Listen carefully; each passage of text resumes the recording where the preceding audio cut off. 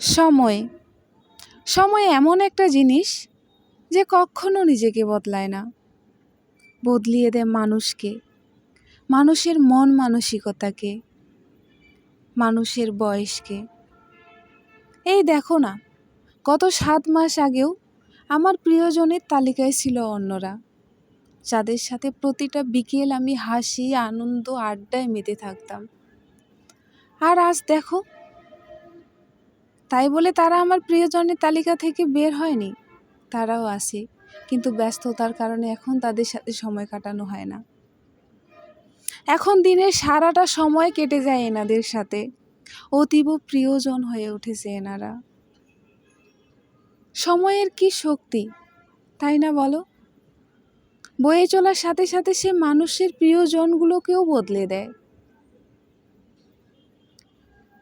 সেই সাথে আমি পেয়েছি তোমাদের, আমার ফেসবুক প্ল্যাটফর্মের সকল ভালোবাসার মানুষদের।